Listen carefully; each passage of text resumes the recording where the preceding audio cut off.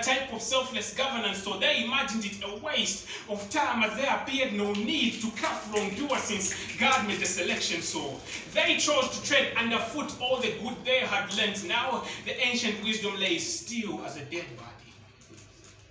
Though seemingly glorious, the ancient days had their own questionable acts. You don't believe me? You can ask William Ansar Sisaraku how he made profits the dirty way, how on any day he would strip fellow black men from their families and ship them away, and probably on a May Day he would dine with a fine. They pointed the gun and he pulled the trigger all for a kickback.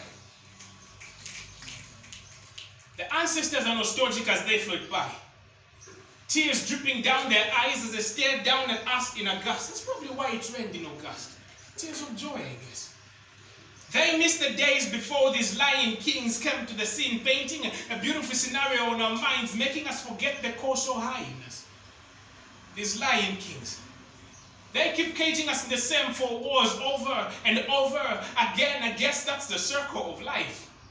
How they caress our ears with their tongues before pride lands, and now we have to flee from injustice, stepping on the rubble of good governance, leaving us with ankle scars. And when we dare complain, they say the youths are just fussing. Mufasa, child.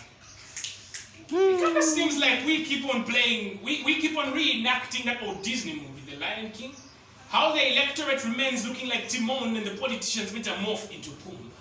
It's amazing. It's like the good old days had very good leaders.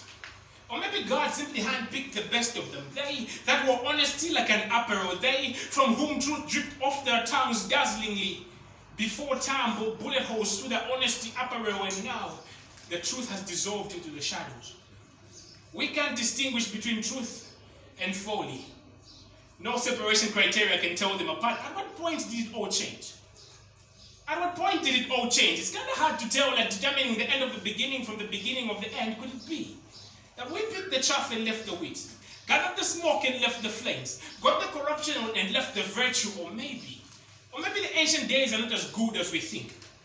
Maybe religion cast a blanket over our ancestors' minds, blinding them from what lay right before their eyes. Or maybe they used tradition as a scapegoat to which they bound all their dubious acts and claimed all they did was God's plan.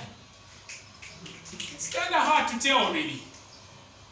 I too wish to know the truth.